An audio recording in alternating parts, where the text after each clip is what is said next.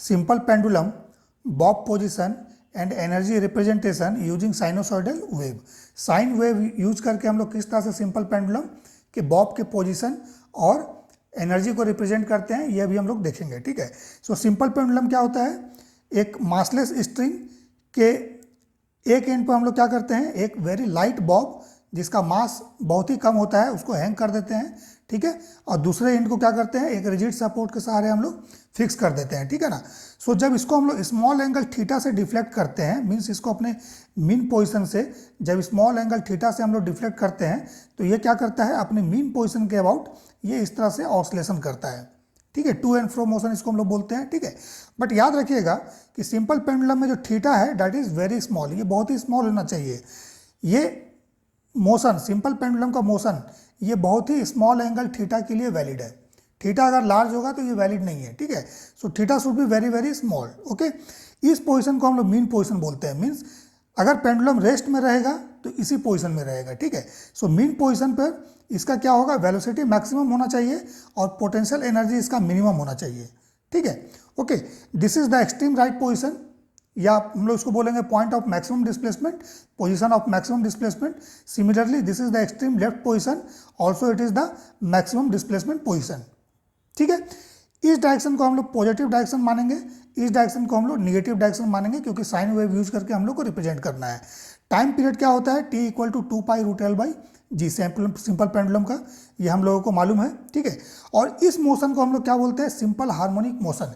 ऐसा मोशन जो अपने मीन पोजीशन के अबाउट रिपीट होता हो, सो उस मोशन को हम लोग बोलते हैं सिंपल हार्मोनिक मोशन। मीन्स ये हार्मोनिक है नेचर में। ठीक है, पीरियोडिक है ना। जैसे अगर बॉब देखिएगा यहाँ पर, सो एम से क्या होगा, एक्सट्रीम राइट जाएगा, देन फिर वापस एम पर आएगा, देन फिर पी पर जाएगा, देन फिर एम पर आएगा, और ये इस तरह से चलता रहेगा, ऑसिलेशन करता रहेगा अगर इसको आप थीटा एंगल से डिफ्लेक्ट कीजिएगा तो। ठीक है, ओके, सो इतना बेसिक चीज आपको याद रखना है। सो अब आगे चलते हैं। ये जो सिंपल हार्मोनिक मोशन है इसको हम लोग रिप्रेजेंट करते हैं equation y equal to a sin omega t से। ठीक है, याद रखिएगा यहाँ पर ये a जो है that is the amplitude. So amplitude क्या होता है सिंपल हार्मोनिक मोशन में, that is the maximum displacement from the mean position. ठीक है, सो यहाँ पर मैक्सिमम डिस्प्लेसमेंट क्या है, ये वाला पॉइंट है एक्सट्रीम राइट और एक्सट्रीम लेफ्ट। ठीक है, सो ये जो है आपका एम्पलीट्यूड हो जाएगा, displacement from the mean position. So ठीक है, so this is the amplitude.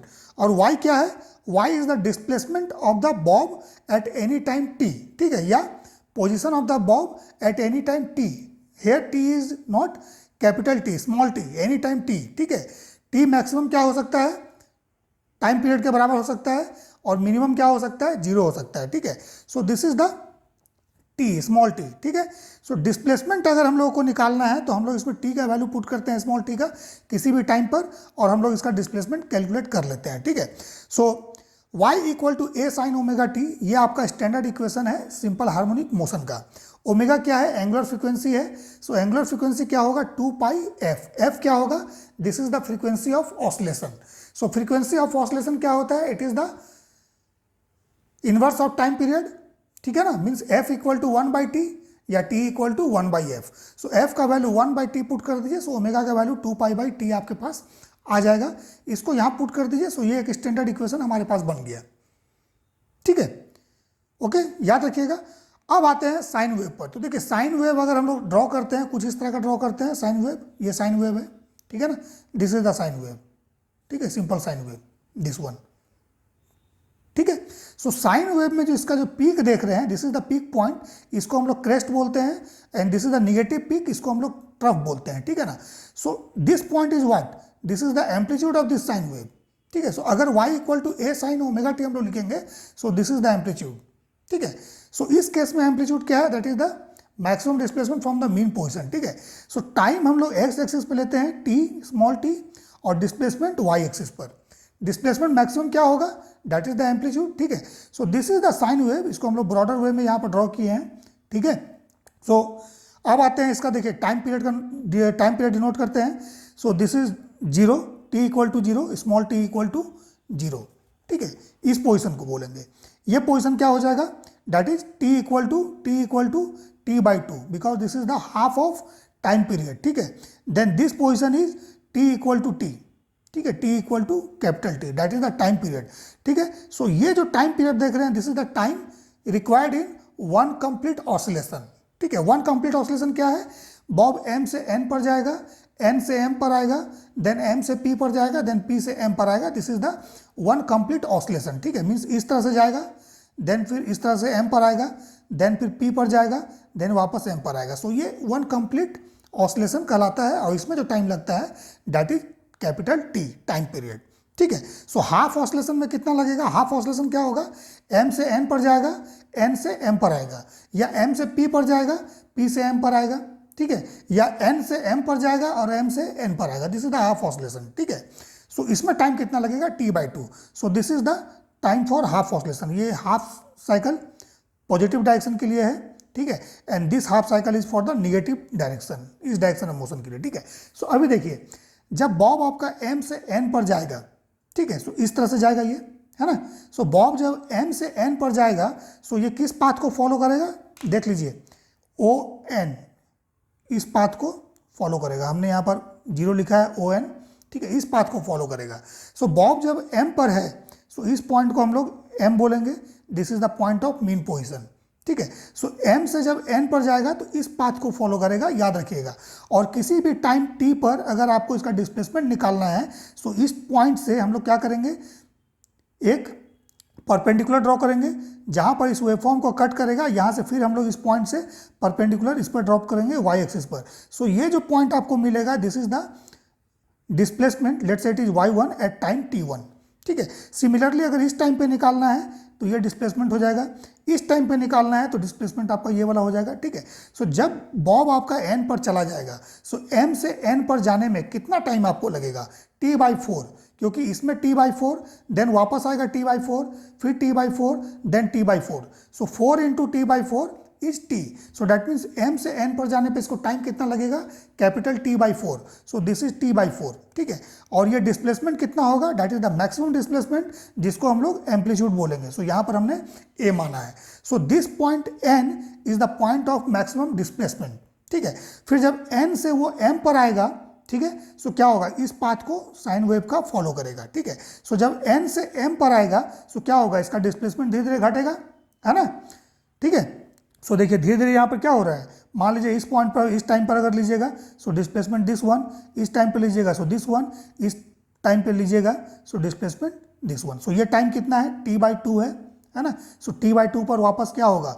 Bob आपका यहाँ पर आ जाएगा, सो इसका डिस्प्लेसमेंट 0 हो जाएगा। ठीक है, so this point is again M।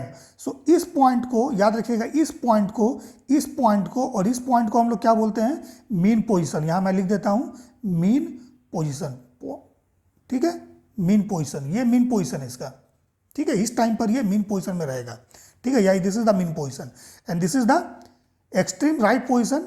ठीक है, this is the point of maximum displacement. अब जब मैक्सिमम डिस्प्लेसमेंट हो जाएगा, सो इस पॉइंट पर एनर्जी क्या बचेगा? सिर्फ और सिर्फ पोटेंशियल एनर्जी, क्योंकि अगर काइनेटिक एनर्जी इसके पास रहेगा तो बॉब को फर्दर आगे जाना चाहिए, लेकिन बॉब मैक्सिमम हाइट को अचीव कर गया है। ठीक है ना। ठीक है, सो इस पॉइंट पर इसका डिस्प्लेसमेंट मैक्सिमम है और इस पॉइंट को हम लोग बोलेंगे पोटेंशियल एनर्जी मैक्सिमम। यहाँ पर इस पॉइंट पर मैक्सिमम पोटेंशियल एनर्जी, तो यहाँ पर काइनेटिक एनर्जी क्या हो जाएगा? मिनिमम हो जाएगा, याद रखिएगा। ठीक है, okay. Then further mean position पर यहाँ पर क्या होगा? इस पॉइंट पर यहाँ पर काइनेटिक एनर्जी आपका मैक्सिमम होना चाहिए। क्यों? क्योंकि यहाँ पर पोटेंशियल एनर्जी आपका मिनिमम होगा। ठीक है ना। और काइनेटिक एनर्जी मैक्सिमम होगा, वेलोसिटी यहाँ पर मैक्सिमम होना चाहिए, तभी तो ये ऊपर की तरफ जा रहा है, तभी तो ये एक्सट्रीम राइट की तरफ जा रहा है। ठीक है ना। अगर यहाँ पर काइनेटिक एनर्जी मैक्सिमम नहीं होगा तो ये तो नहीं जाएगा राइट की तरफ। ठीक है, सो इस पॉइंट पर मीन पोजीशन पे, चूंकि यहाँ पर हाइट इसका, अगर इसको डेटम मानिएगा, मीन्स मिनिमम पोजीशन मानिएगा, मिनिमम हाइट मानिएगा, सो यहाँ पर h 0 है। इसके रेफरेंस में अगर आप हाइट मेजर कीजिएगा, सो यहाँ पर h आपका 0 है। सो यहाँ पर potential energy minimum, that is 0। यहाँ पर kinetic energy maximum, so potential energy minimum और ये 0 होगा। और यहाँ पर काइनेटिक एनर्जी मिनिमम और इसका वैल्यू 0 होगा, याद रखिएगा।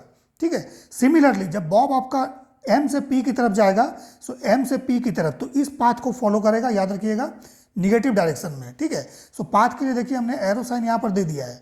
ठीक है, सो निगेटिव डायरेक्शन में। सो फर्दर यहाँ पर क्या होगा? एम्पलीट्यूड मैक्सिमम हो जाएगा, maximum displacement. So this is reverse direction में है, इसको पॉजिटिव माने, इसको निगेटिव माने है, तो ये आपका -a होगा, ठीक है। और ये P पॉइंट पर फिर क्या होगा, that is the potential energy maximum and kinetic energy 0, याद रखिएगा P पॉइंट पर। सो काइनेटिक एनर्जी यहाँ भी 0, यहाँ भी 0, पोटेंशियल एनर्जी यहाँ भी मैक्सिमम, यहाँ भी मैक्सिमम, ठीक है, ओके।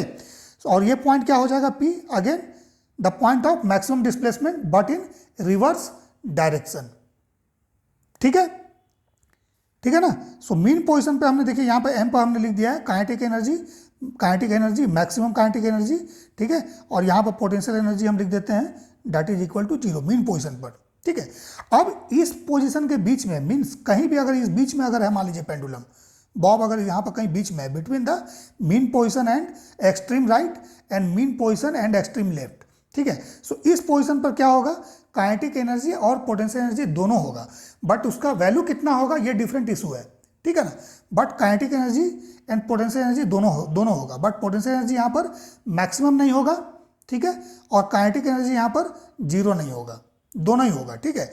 सो अगर मीन पोजीशन और एक्सट्रीम राइट या एक्सट्रीम लेफ्ट या फिर मैक्सिमम डिस्प्लेसमेंट के बीच में बॉब का अगर एनर्जी पूछेगा, सो बॉब के पास क्या एनर्जी होगा, that is kinetic energy plus potential energy दोनों ही होगा, बट ये दोनों ना ही मिनिमम होगा ना ही मैक्सिमम होगा, ठीक है, इसको याद रखिएगा, ठीक है। सो M से चला गया P पर, सो देखिए यहाँ P पर आ गया, देन फिर ये रिवर्स आएगा, सो इस पाथ को फॉलो करेगा, ठीक है ना। सो जब रिवर्स आएगा, अगर मान लीजिए M पर आ गया वापस, सो क्या होगा, इस पॉइंट पर आ गया, सो ये जो आप देख रहे हैं ना साइकिल, इसमें जो टाइम लगा आपका that is the T time period, ठीक है, 1 ऑसिलेशन, ये हुआ आपका 1 ऑसिलेशन, साइन वेव का 1 साइकिल, ठीक है। देन फर्दर फिर ये कंटिन्यू रहेगा इस तरह से, ठीक है। सो याद रखिएगा this is the point of maximum displacement, और ये एम्पलीट्यूड होगा, यहाँ भी ये एम्पलीट्यूड हो जाएगा, यहाँ पर ये -a होगा, ठीक है, इस तरह से, ठीक है। अब आते हैं किसी भी पॉइंट पर अगर हम लोग को निकालना है डिस्प्लेसमेंट, लेट्स से अगर y equal to a sine omega t है, that is 2π/t into T, ऐसा हमने लिखा है, ठीक है। सो अगर मान लीजिए आप t इक्वल टू t/2 पर अगर आप निकालना चाहते हो, इसका डिस्प्लेसमेंट कितना होगा फ्रॉम द मीन पोजीशन, ठीक है, इस पोजीशन से, ठीक है। सो t इक्वल टू t/2 पर, तो यहाँ पर t का वैल्यू t/2 पुट कर दीजिए, साइन 2π/t, ठीक है, इंटू t/2। सो देखिए t कैंसिल हो गया, तो ये क्या आ जाएगा, a साइन पाई, और साइन पाई का वैल्यू कितना होता है, दैट इज 0, सो ये 0 हो जाएगा। सो देखिए t/2 पर इसका डिस्प्लेसमेंट 0 होना चाहिए, ठीक है। सो t/2 पर क्या होता है, ये पेंडुलम यहाँ से यहाँ गया, देन वापस इस पे आ जाता है, ठीक है ना, t/4 time, then t/4 time, सो कितना हो गया, t/4 plus t/4 is t/2। सो वापस मीन पोजीशन पे आएगा, सो डिस्प्लेसमेंट क्या होगा इसका, फ्रॉम द मीन पोजीशन 0 होगा। सो देखिए t/2 पर कहाँ पर है, यहाँ पर है, सो डिस्प्लेसमेंट क्या है, 0 है, ठीक है। सिमिलरली अगर मान लीजिए आपको निकालना है t इक्वल टू t/4 पर, t इक्वल टू t/4 पर, सो क्या करेंगे, इसमें वैल्यू पुट करेंगे, y equal to a sine, ठीक है, 2π/t इंटू t/4, t का वैल्यू हम लोग लिए, टाइम का वैल्यू t/4। सो देखिए कितना आया, a साइन π/2, और साइन π/2 का वैल्यू कितना होता है, it is a। So y का वैल्यू कितना आया, t/4 टाइम पर, that is a, that is the maximum displacement from the mean position. So t/4 पर पार्टिकल कहाँ पर रहेगा, डिस्प्लेसमेंट दिस वन, ठीक है। सो डिस्प्लेसमेंट यहाँ पर क्या है, a है, एम्पलीट्यूड है, ठीक है, और साइन वेव से रिप्रेजेंट करोगे तो पार्टिकल यहाँ पर रहेगा t/4 पर, ठीक है, okay. So this is similarly किसी भी टाइम पर आप निकाल सकते हैं, मान लीजिए अगर यहाँ पर निकालना है तो इसके लिए भी हम लोग निकाल सकते हैं, यहाँ पर -a आएगा, ठीक है, ओके। सो इस तरह से देखिए सिंपल पेंडुलम में बॉब पोजीशन और एनर्जी को हम लोग साइन वेव यूज करके रिप्रेजेंट कर सकते हैं, ठीक है।